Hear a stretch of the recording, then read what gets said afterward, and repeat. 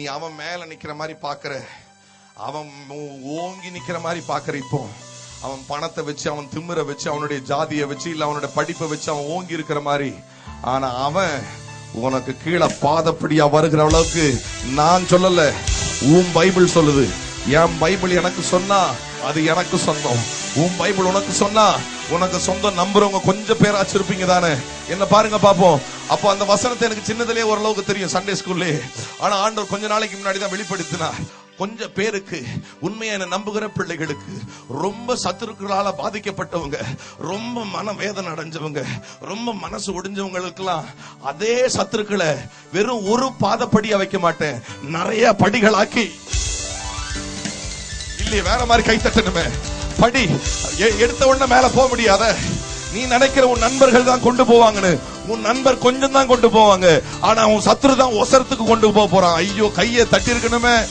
உன்னை நேசிக்கிறவங்க உனக்கு பல வர்ண கோட்டு வேணா வாங்கி கொடுக்கலாம். அவங்க அப்பா அவனுக்கு வர்ண கோட்டு வாங்கி கொடுத்தாரு.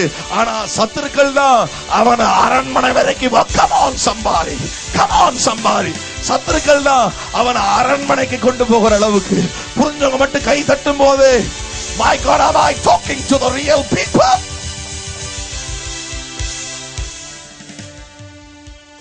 Hallelujah. ஐயோ, இது கொஞ்சம் பேருக்கு தேவையாச்சே. கொஞ்ச நாளைக்கு தான் போட்டி போடுவான் ஊழியத்துல, உங்க கூட கொஞ்ச நாளைக்கு தான் அந்த பிசினஸ்ல போட்டி போடுவான். கொஞ்ச நாளைக்கு தான் உன்னை ஒரு போட்டியா. நம்மளுக்கு போட்டி வேற யாரும், எனக்கெல்லாம் போட்டின்னு யாருமே கிடையாது ஊழியத்துல. ஒரே ஒருத்தன் தான் எனக்கு எதிரி, சத்துரு மட்டும்தான். மத்தவங்க எல்லாம் நல்லா எழுப்பி போட்டான அந்த எண்ணத்தை ஆண்டு அப்பயே கொடுத்ததுனாலதான் இன்னும் நல்லா உயர்த்திட்டே போறாரு நம்மளுக்கு. புரியுதா நான் சொல்றது? அப்போ எத்தனை பேருக்கு போட்டியில கொஞ்சம் பேர் இருக்கிறீங்க. சொந்த அண்ணனே உனக்கு போட்டியா இருக்கலாம், சொந்த சகோதரியே ஒருவேளை சொந்த வீட்டிலேயே இருக்கலாம், இல்ல சொந்த சபையிலேயே இருக்கலாம். என்ன பாருங்க பாப்போம், கொஞ்ச தூரத்துக்கு தான் அவன் துரத்திக்கிட்டு வருவான். ஆனா உன் ஸ்பீடு இந்த வருஷம் கூட போகிறது. வாங்குறவங்க வாங்கிக்கோங்க.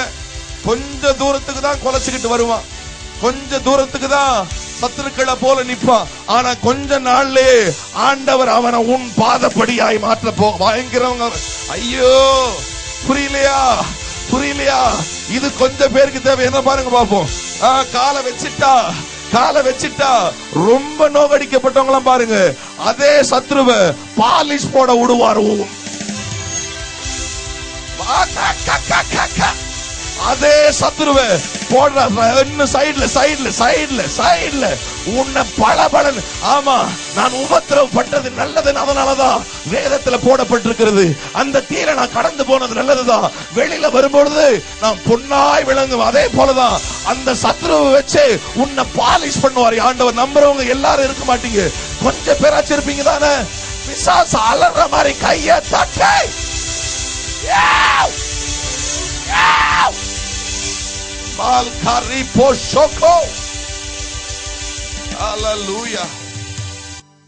இப்ப வேணா அவன் ஓங்கி இருப்பான், இன்னும் கொஞ்ச நாள்ல பாலிஷ் போடுற. இது எல்லாருக்கும் இல்ல, கொஞ்சம் பேருக்கு தேவை தானே. வானம் என் சிங்காசனம், பூமி என் பாதப்படின்னு சொல்லுகிறவருக்கு பிறந்தவங்க கொஞ்சம் பேராச்சு இருப்பீங்களே. அவருக்கு உண்மையாவே சொந்தக்காரங்க கொஞ்சம் பேர் இருப்பீங்களே. உண்மையாவே அவரை ருசிச்சவங்க, அவங்க மட்டும் வெக்கப்படாம ஒரு நிமிஷம் நல்ல சத்தம் போட்டு ஆமென் சொல்றீங்களோ, அல்லேலூயா சொல்றீங்களோ, ஒரு கம்பீர சத்தம் விட போறீங்களோ. கம்பீர சத்தத்தை இந்த கடையாள் உருட்டில நீ எழுப்பும் பொழுது, இந்த இரண்டாவது நாள் கூட்டத்துல உனக்கு பின்னாடி கொலைச்சிட்டு வருகிற அதுல நீங்களே போட்டுக்கோங்க டேஷ்ல.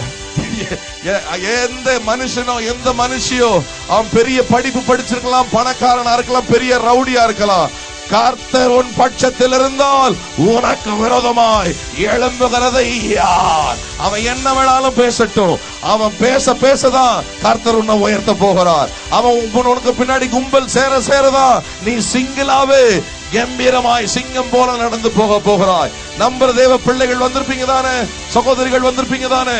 வெக்கப்படாம கையை தட்டும் போது உன்னை பார்த்து இப்ப கிண்டல் பண்றான் பார். இது அல்லேலூயா கூட்டம், இது வேதத்துல சேர்ந்துருச்சு, இது போய் அந்த கிறிஸ்தவங்களோட அந்த நாய்களோட சேர்ந்துருச்சுன்னு உன்னை நாயின் தானே சொல்றான். உன் பின்னாடி நாய் மாதிரி வர அளவுக்கு கர்த்தர் உன்னை வாளாக்க மேலாக்கி, உன்னை கீழாக்காமல் மேலாக்கி, உன்னை உன்னை ஆசீர்வதித்து உன்னை பெருக பண்ணுவார். எத்தனை பேர் ஐயா நீ சிறைச்சாலையில் இருக்கிறது போல் இருந்தாலும் உன் நேரம் வரும்போது பார்வோனே உன்னை பார்த்து சொல்லுவான், அவனை சீக்கிரமா அழைத்து கொண்டு வாருங்கள். come on somebody. உன்னை அறியாத பார்வோனே யோசேப்பு எப்படியாய் அவனை சீக்கிரமாய் வரும்படியாய் சொல்லுங்க. எதுக்கியா ஒரு ராஜாக்கு ஒரு கைதி தேவைப்படும்?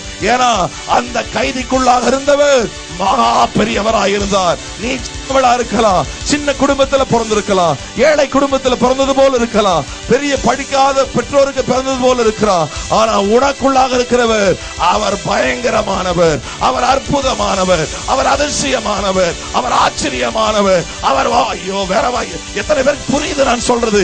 எத்தனை பேர் விசுவாசிக்கிற?